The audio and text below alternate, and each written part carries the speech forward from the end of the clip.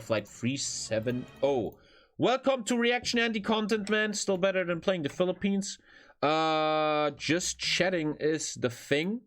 Check out Twitch Prime, it's not a crime. GTA roleplay, wink wink. Reaction Boomer.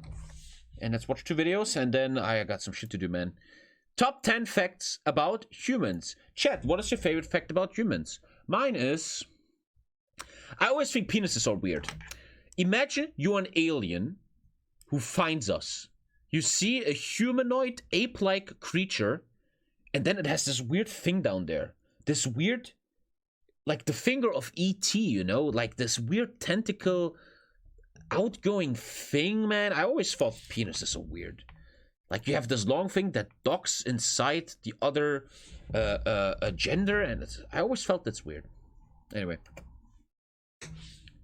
they aren't weird. Your penis is probably very weird. Water is hydrating. I've heard about it. It's an ordinary day on planet Earth. Well, on one side at least. At the brink of dawn, the planet's inhabitants spring to life. The species of the Earth has a natural ranking system. It's either hunt or be hunted. But one species has managed to stand above the rest. With their fierce intelligence, they have become the rulers of this planet. A species with nothing to fear but their own. Some of you don't look like it, but... humans. Unstoppable killing machines. Marvelous. Humans have existed for quite some time. The very first humans began to emerge around 6 million years ago on the continent now known as Africa. These early humans looked more like apes, except now they could walk on 2 legs instead of 4. This was a crucial step for human evolution, as we now had 2 spare hands we could freely use for other purposes. Over millions of years, humans continued to evolve in Africa, and species like Neanderthals, Homo erectus, and of course Homo sapiens flourished. Let me ban Emperor for a sec, man. Dude, are you one Pebbles all to count, man?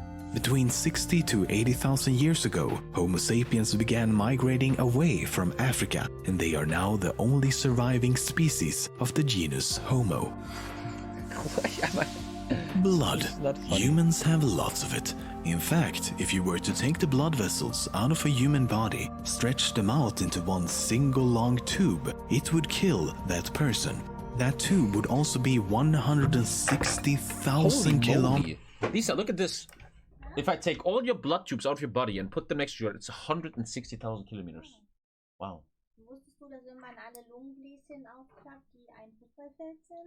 If you put all lung bubbles open, it's a football field. Oh, that's interesting. And did you know that I love you? Thank you for the food. We have potatoes and spinach and eggs. Epic, man. Epic. Long. The lungs are quite enormous as well, because the inside of a human lung have some extremely complex features. Combined, these features give the human lung an internal surface area of roughly 70 square meters, about the size of half a tennis court. This would also kill the human. Lisa said a football field. Did she just fucking... Is she fake news, Andy? Is she non-stop? Lisa, man. Carl Sagan once said, and I quote, "We are made of star stuff." We are, right? And while it sounds like something poetic, I think this is, if you ever feel hopeless and like God doesn't exist, I always think this is the most beautiful thought on Earth. We are all the same, and we're all made of the same material. If the Big Bang is real, you and me, everything that ever existed has once been one. I think that is... It's actually true. The elements that make up our bodies came from exploding stars or supernovas. But how much of our bodies are made of stardust? The average human body contains 7 octillion atoms. That's a 7 with 27 zeros. Now, to figure this out, we need to go back to the very beginning. The Big Bang.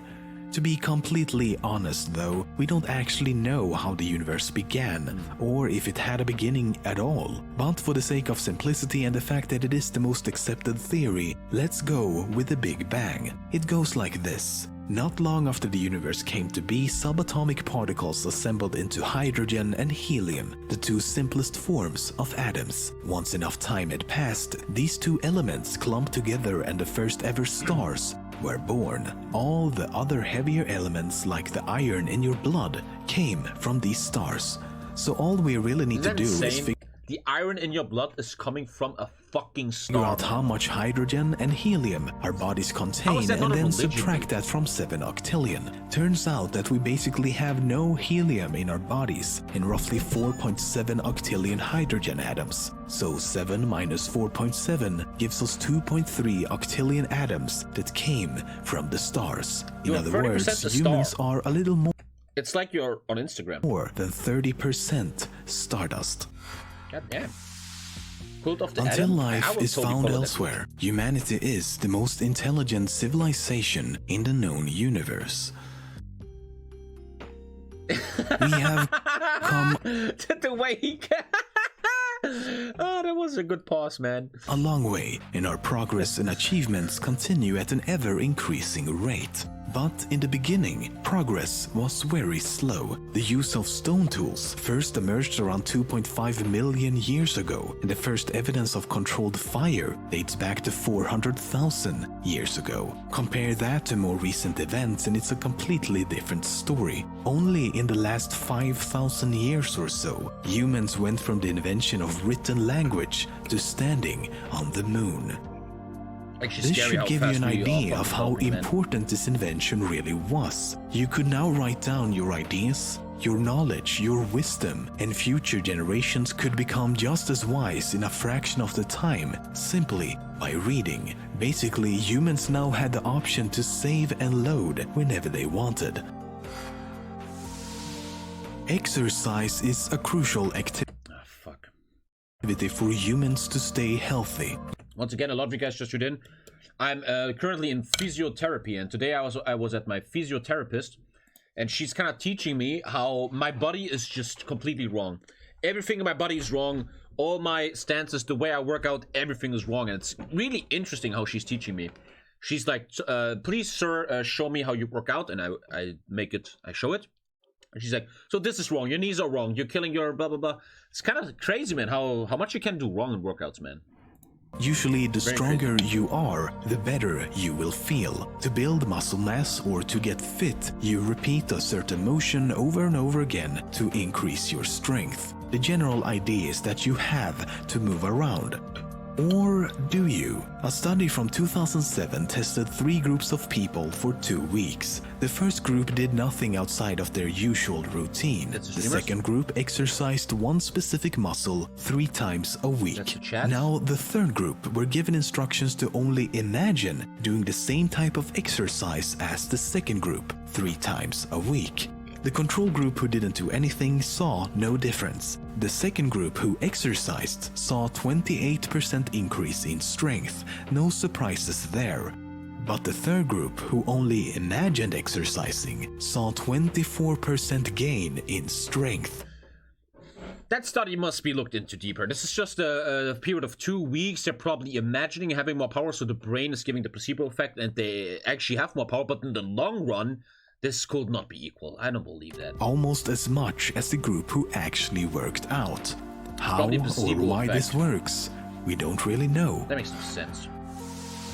15% of people are missing the muscle named palmaris longus. right? To see if you have it, stretch out your hand and touch your pinky with your thumb. Now by flexing the wrist, you should see a thin muscle right in the middle like this. If it's not there, you're one of the 15%. Yeah, you're a weirdo if you don't have that. You're probably just a clone, man, made by Donald Trump. When we think of the fastest creatures on the planet, humans usually aren't very high up on that list. But when it comes to efficiency and endurance, it's a different story. In fact, over long distances, humans can outrun nearly every other animal on the planet. Our anatomy suggests that millions of years ago, running prey to death was a tactic used by primitive man to survive on the African savanna. There are many reasons why we are such good long-distance runners. For example, our bodies can sweat to regulate temperature, which means we can maintain a faster pace for far longer. Many animals simply can't do that.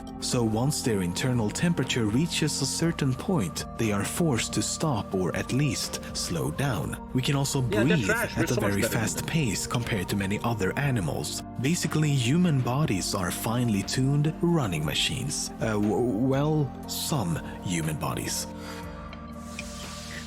In the same way that fireflies and deep-sea animals glow to illuminate their surroundings and to attract possible mates, humans also glow in the dark.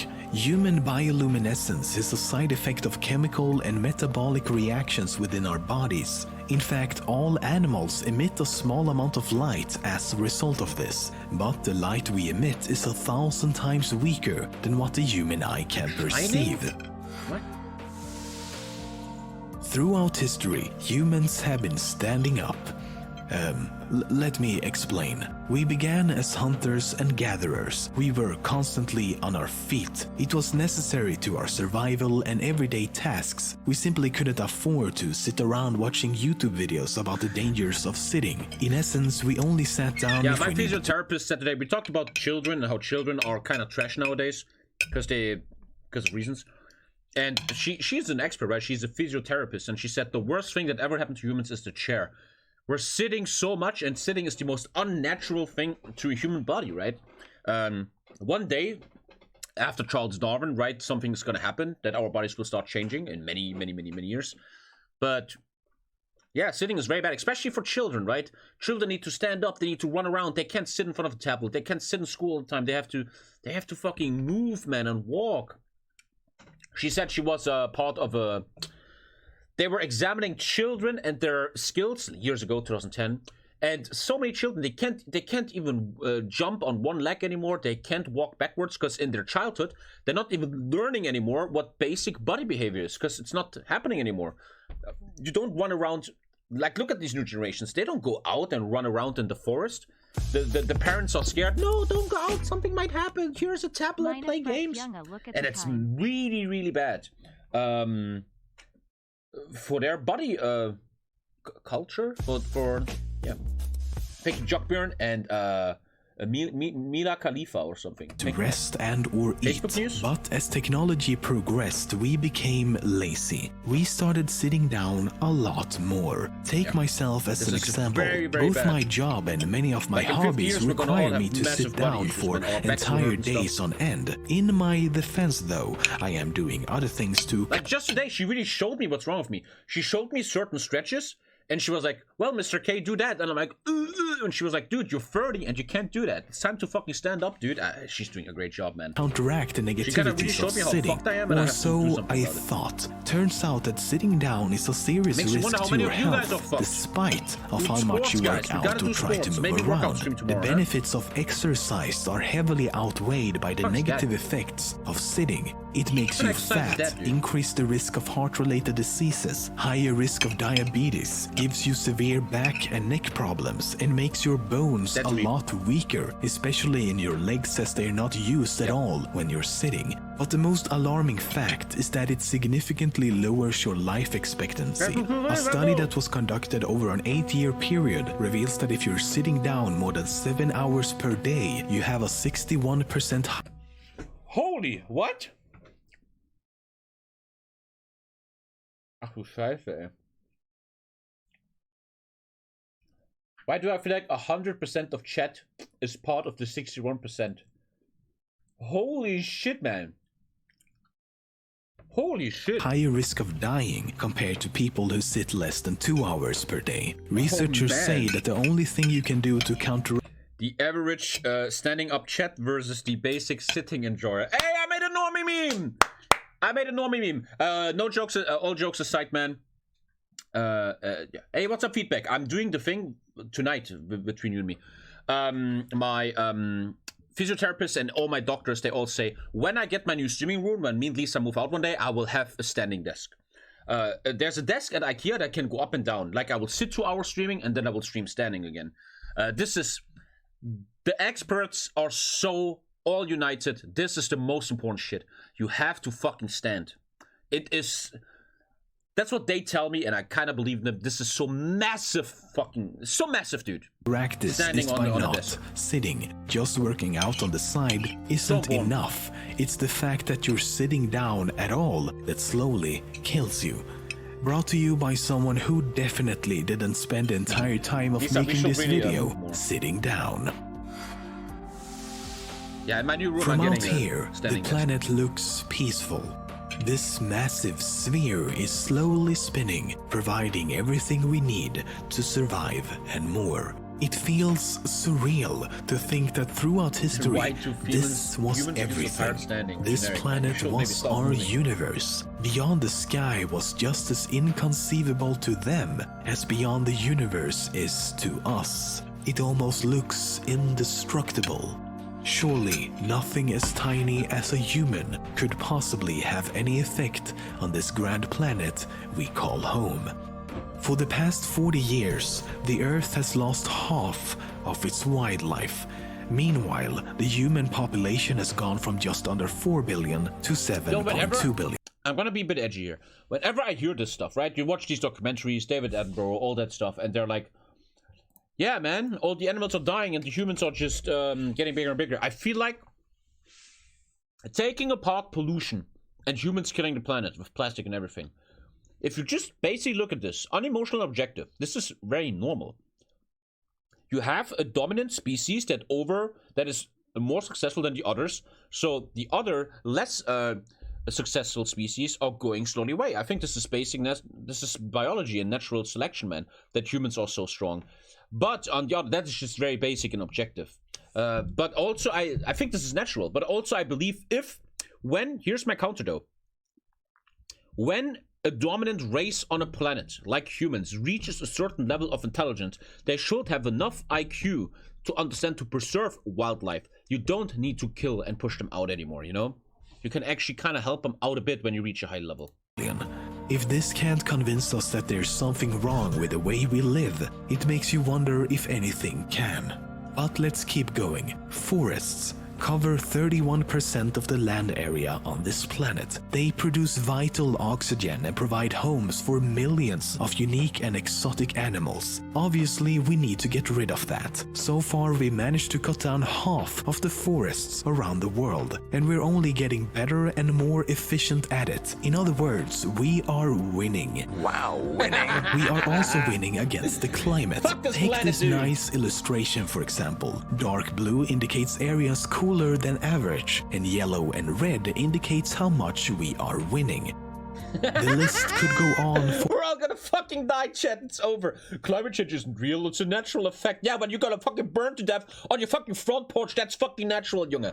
Only if you're natural about you is your fucking— For a while, and frankly, it just gets worse. Water pollution, air pollution, land pollution. Don't you hate stuff like this? Because it just makes you feel bad? Like you're sitting home, you're watching a streamer, you're playing games, you're jerking off, you're eating pizza, and then this fucker tells you the world is dying, and you sit at home like, fuck, he's kind of right, but I also don't want to change, you know? And as I've previously talked about, we are turning our oceans into acid through a process called ocean acidification. But the worst part of all of this is why we are doing it and who it benefits.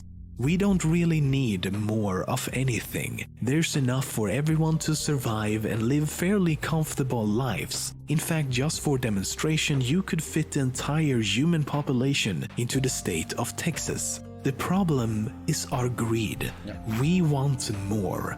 Who wants to survive and just live when you can have more than that? It has been estimated that the average American lifestyle requires 24 acres of land. If this was divided equally among everyone, we would need 10 planets. I want to be an Iron Legion. Essentially, we are destroying the only planet we have just because surviving is boring, and the short-term goal of getting what we want now is a lot more important than any long-term side effects.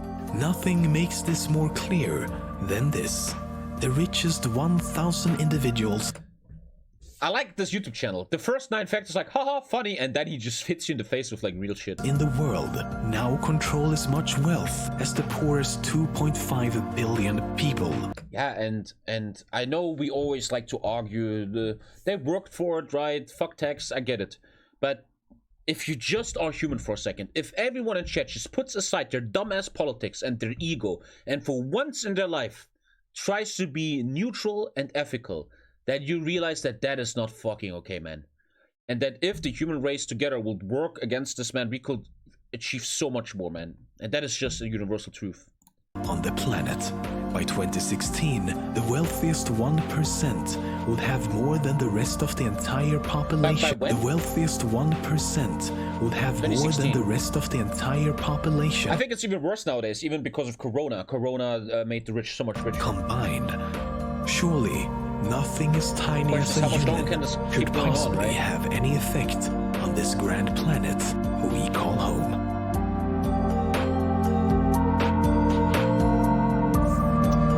Goddamn, too real, man.